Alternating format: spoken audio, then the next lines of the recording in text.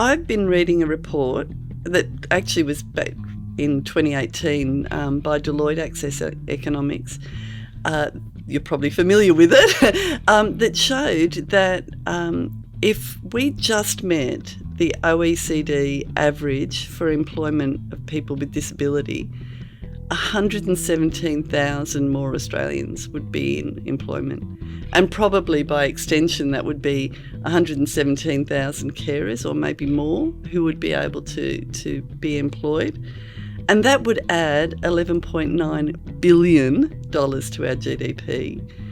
And when we think about that figure, that's about a quarter of what the whole cost of the NDIS. And those figures are 7 years old. So can you imagine what that would be like today? Yeah, it's really quite astounding at what the impact that employment actually plays, obviously from an economic perspective across Australia. But, when we really look at it, there are so many benefits, and that is a perfect stat that actually demonstrates the benefits of having true, diverse and inclusive employment for all. And that's what we're going to talk about today on Community Matters, the podcast that explores issues in our community with the people who are making a difference.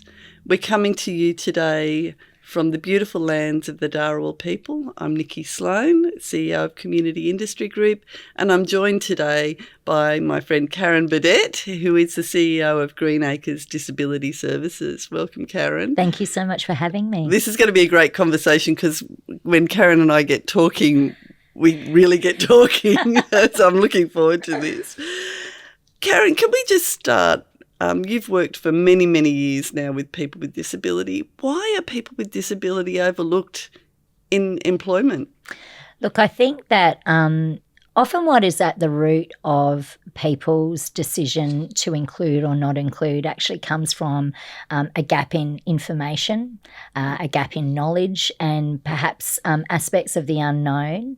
And I think we do struggle with organisations, and particularly mainstream employment, where people aren't always necessarily sure about what is the best way to engage someone with a disability in employment, what it is that they need, and most importantly, the enormous value that they can provide, like everyone in an employment perspective. So I think that's a really, really big hurdle that we're trying to overcome. And one of the best things in doing that is to actually view what the benefits potentially could be and start to have more of a deep dive into what is it that the organisation that you're working in needs, and what is that could potentially be matched with somebody that's got some really unique abilities. But to do that, we need real conversation, and we need time, and we need energy actually put towards that, and having that very, at times, confronting conversation about why wouldn't we consider that. And I think that that's one really great aspect of what's been changing over the years, and we found that with the Disability Royal Commission and some of the feedback also from the NDIS review, that people with disability want a seat at the table. They want to be employed, and they want to be considered for the capabilities that they do have and what they can actually contribute. I'm just reflecting back on a conversation I had with Charlie Ashby during NAIDOC week, and we were talking about sometimes the fear of doing the wrong thing stops people doing anything. And do you think that it's sometimes the fear of doing the wrong thing or saying the wrong thing to a person with disability that stops people from trying to engage in the first place? I think that's absolutely a genuine issue that a lot of people face. And I think that that's something that we even see at Greenacres and services that support people with disability, that there is a lot of confusion and, like you say, that unknown and the fear of doing the wrong thing that stops as a barrier. But conversations like this and us actually really just opening up that can of worms and to sort of say, well, how do we explore something new? And how do we approach it with respect, but with an open heart, and really just try to think about how we can, move forward with a different approach to what we're doing. And I think, number one, people with disability and their families that I work with every day, really it's about having a seat at the table and having a conversation about what the possibilities are as opposed to shying away from that. Unemployment is even higher for people with intellectual disability, is that correct? Yeah, look, if you look at employment statistics across Australia at the moment, there are 1 million people with disability that are not employed. We have statistics which sit around 4% of people that don't have a disability, that's the unemployment rate. Yeah. It's 10% for people with disabilities. So obviously they are inordinately represented as a statistic of people that are unemployed. But then when we look at people with intellectual disability, and so those that have complex needs, it raises to 20%. Now, I think one of the biggest takeaways for me in that is that we need to be very careful about, looking at the issue too, just in saying people with disability not necessarily being employed as being a sort of one-size-fits-all problem, because it's not. Because when we also look at people with disability that do have meaningful employment in an open employment setting, it can range from being around 57% to somebody with a physical disability, but comparatively 6% for somebody with intellectual disability. Right. So this is where I think it is a topic that has a lot of nuance. It's got a lot of complexity, and we need to make sure that we're really considering that there is so many different layers to this issue, and that no one can sort of just come up with a simplified way to just fix, and that we need to just be very real about what are some of those challenges in terms of making those statistics better. What are the benefits? If you were to be talking to employers today who are thinking about, we've got some gaps and we need to employ some people, what are the benefits of employing someone with a disability? Look, it's fascinating, isn't it? Because when I speak to a lot of people with disability as part of our Greenacres services, because we offer supported employment, one of the biggest conversations that a lot of people with disability that work there will say, I tried open employment and it was, that experience of getting the look and, not being included and, those sorts of things. And so they're actually quite sort of concerned about that option. But the reality is, so that's been their experience, but statistics are actually showing, and there's some very interesting reports with McKinsey that go back as far as sort of 2015 that actually show that diversity and inclusion in employment actually makes good business sense. So there's some good stats that are now coming out that show that those businesses that put a priority around diversity actually have better outcomes from a profitability perspective. They have better outcomes from innovation perspective.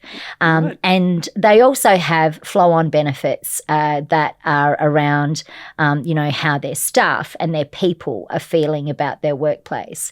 So it's fine to sort of, just say, look, it's a good thing to do, it's ethical, but the reality is that there are some signs now with some of these research reports that are showing that it makes good dollars and cents. There you go. So if there's any employers out there, it makes financial sense, it makes cultural sense, and it makes sustainability sense for you to be really diverse in your employment. I think the other thing that I would say though too, because what we can't deny is that employing somebody with complex needs, with a disability, actually does incur some additional resource, and it does actually require investment, and it does require resources. And it is something that this is part of the genuine barrier up front, I think, for a lot of people exploring hiring somebody with a disability, particularly those, that have higher support needs. And this is where, like anything that's of value, you need to invest in it up front to get the longer term benefit and then the multiplier benefit of what that will bring. And employing people with a disability is absolutely no different, and investing up front. And businesses really do need to be given some type of incentive to do so and support to do so. And this is why so many services, and in particular the Illawarra Disability Alliance, who Greenacres is part of, and I know we have a range of services, we strongly advocate that to change the dial on these workplace outcomes for people with disability, it needs upfront investment to actually make workplaces more suitable, to assist employers in terms of understanding the training needs. It might be adapting the way something is being done in the workplace slightly differently to create genuine inclusive opportunity for somebody to be able to, do that aspect of the job. So I think whilst it does have big benefit for organisations in the long run to employ, we need to be serious about the investment that needs to come up front first in helping this to be achieved. Well, it would make a really strong argument if we could add $11.9 billion to our GDP that it would be worth government helping organisations to make those changes, to be supporting, maybe for the first 3 months of somebody's employment to help support those changes that need to be made, because there's a real cost benefit and, return for the organisation that's doing the employment and for the country. Yep. And for society as a whole, if we're just a bit more inclusive, I think it would be a much kinder society. I think too, there are some good programs like the Employee Assistance Fund that are there already, that are there to help organisations actually tailor and adapt their workplace to be more accessible if they are looking to employ a person with disability.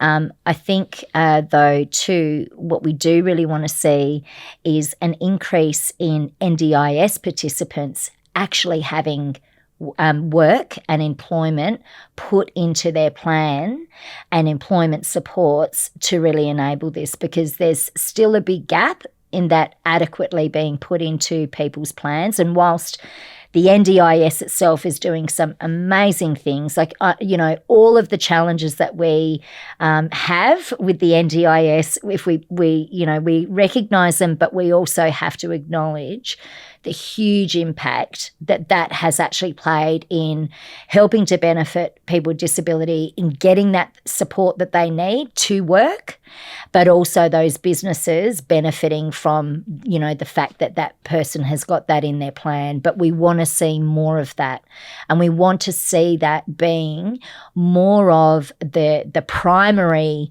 conversation around, is work something that you want to do, as opposed to just the social side of things, because work is an enormously powerful inclusion that you can have in your everyday life. And we obviously know about the economic participation, and we know about the community, the flow-on impacts of that, but there are a lot of really serious intangible benefits that come from it around confidence, resilience, connectivity, being able to be part of something, being able to achieve goals and having aspiration.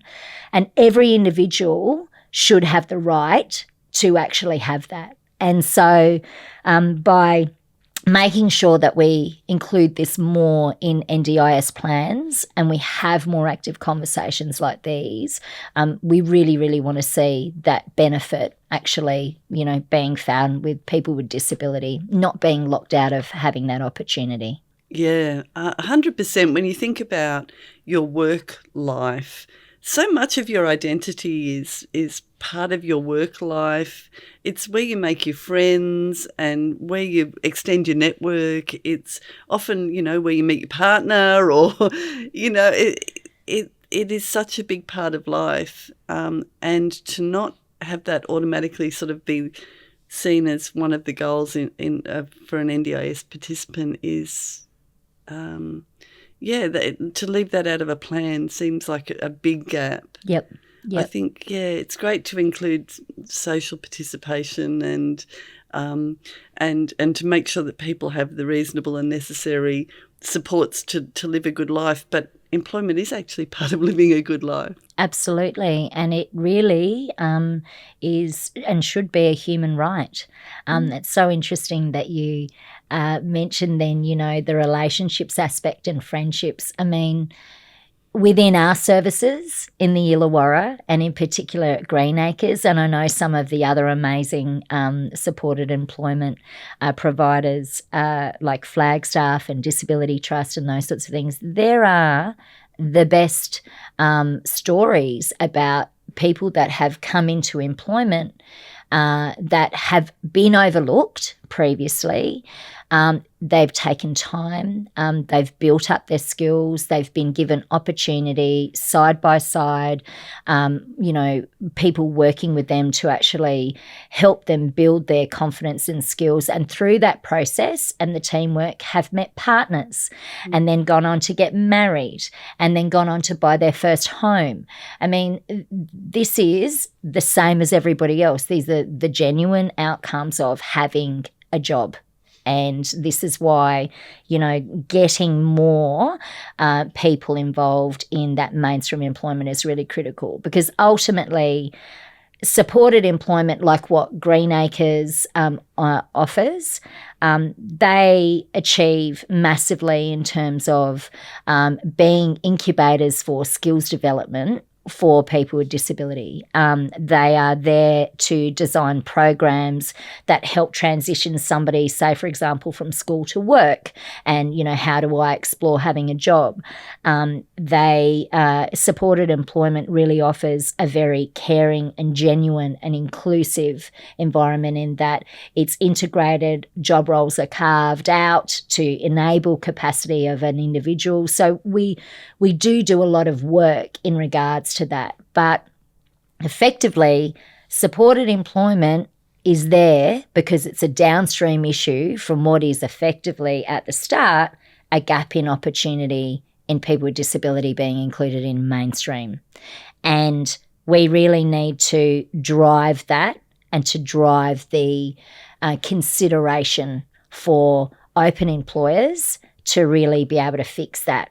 Because whilst we've got 16,000 people across Australia in supported employment, think of all of the mainstream businesses that could be genuinely saying, even just one individual, I can commit, I can adapt.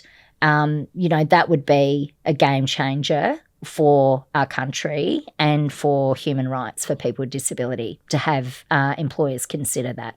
You obviously have great knowledge about working with people with disability. Greenacres has got 70 plus years of experience working with people with disability.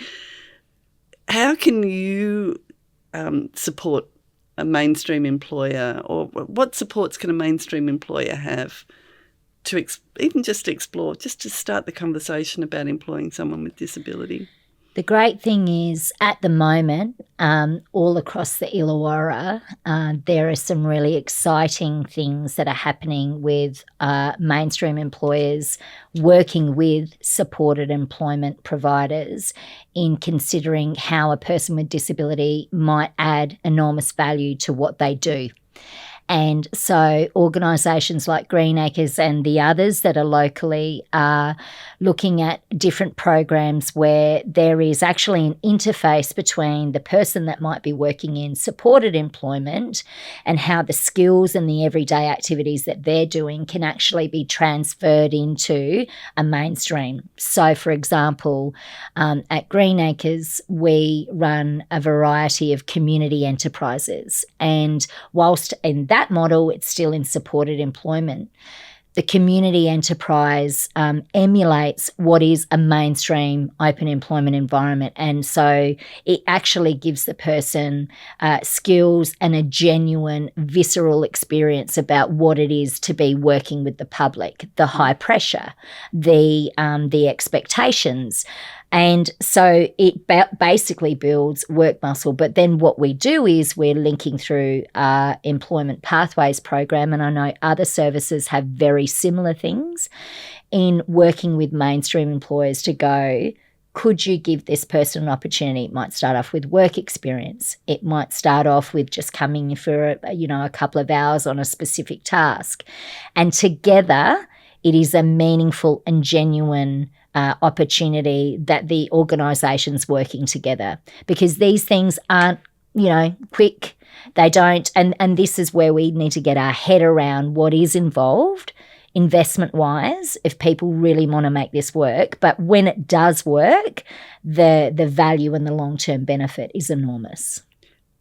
So there's opportunity for mainstream employers to kind of dip their toe in really gently. You don't have to go in all guns blazing first off. And if anything, I think that's right.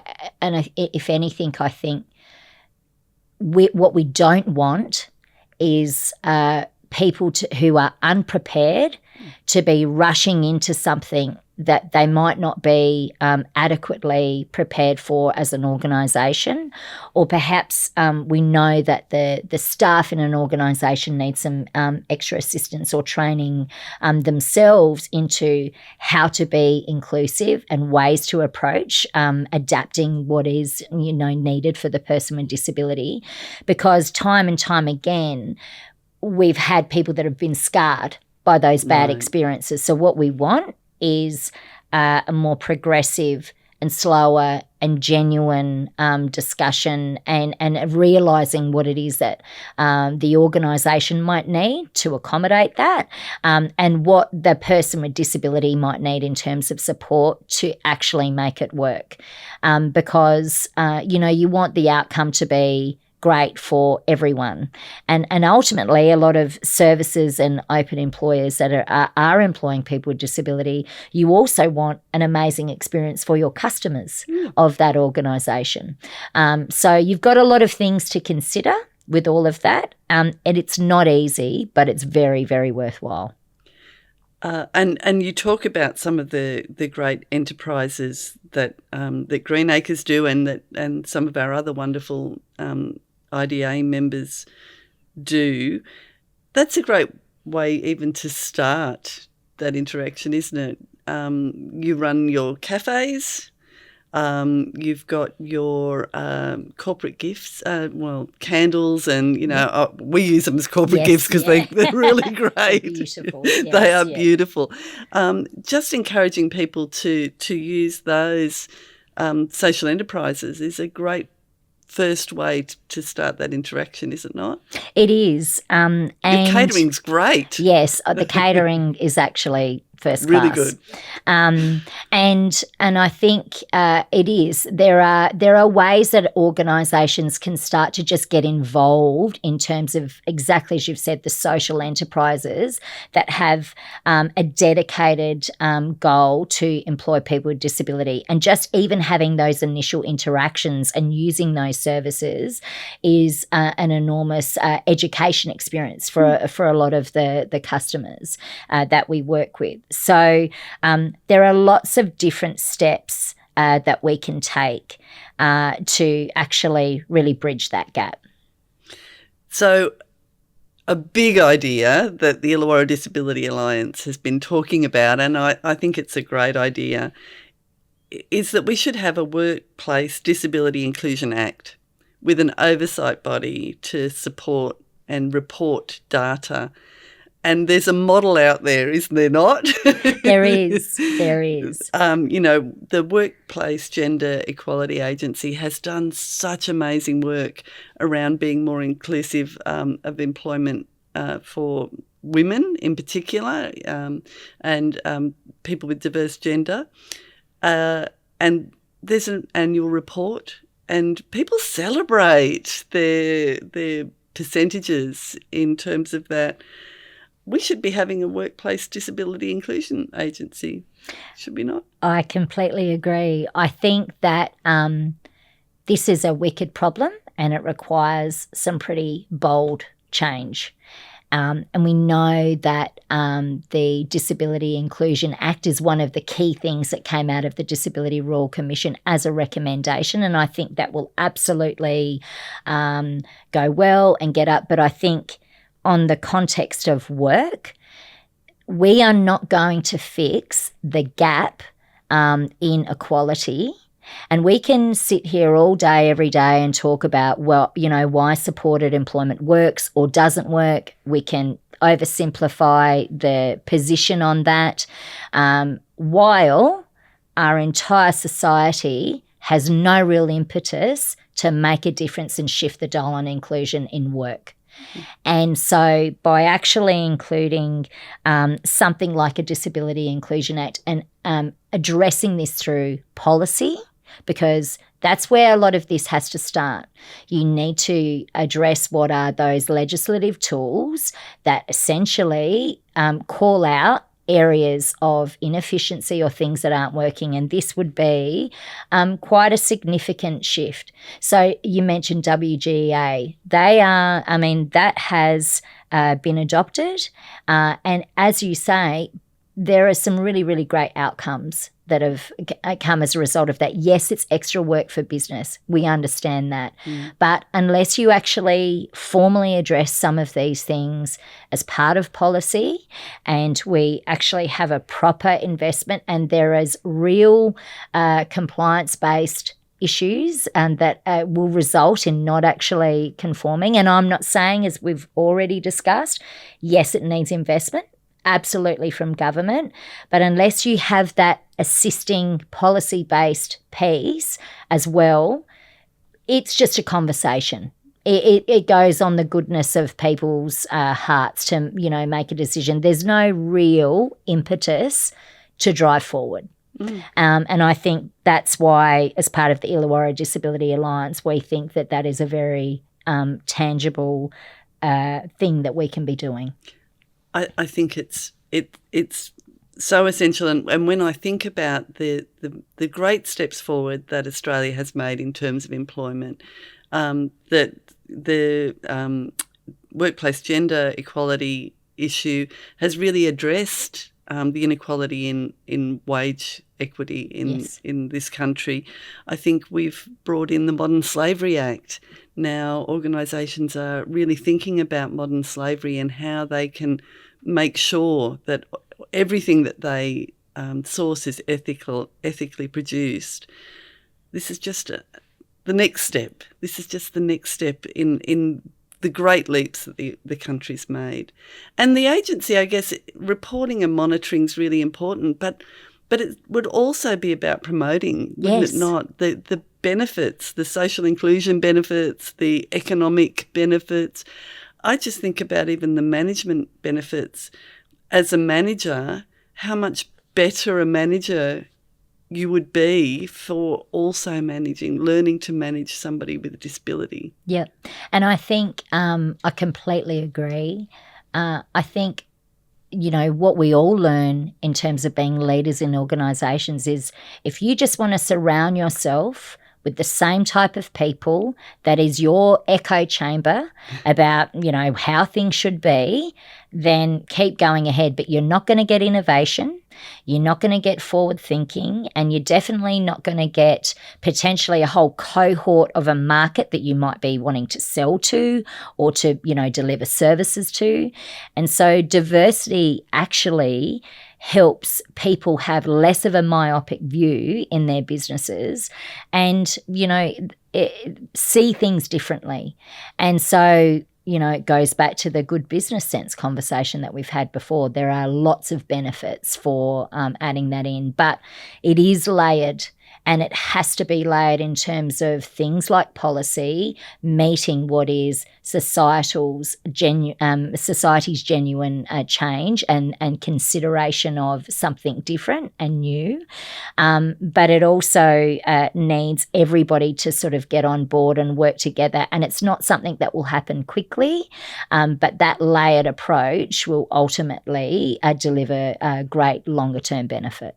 Organisations should not fear having that conversation about how they might be able to be inclusive and to, really start down that path. Now, we have in the Illawarra amazing services like Greenacres, like Flagstaff, Disability Trust, and I'm sure that there's other employers that are really willing to work with mainstream organisations in how this could be considered.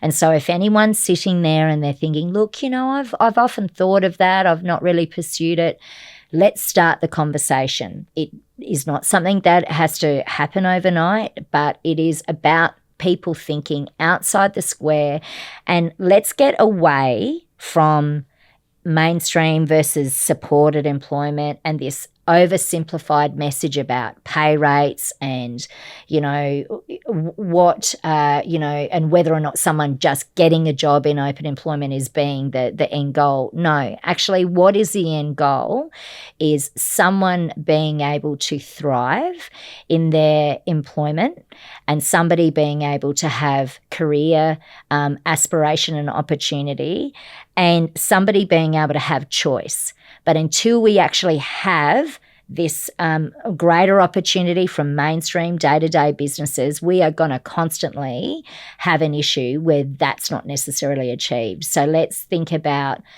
let's open up our hearts and our eyes to new opportunity, reach out to services that are like ours, that are genuinely wanting to connect with people and businesses, and let's see if we can actually shift the dial on better inclusion. I would absolutely encourage anybody to reach out to any of those members of the Disability Alliance.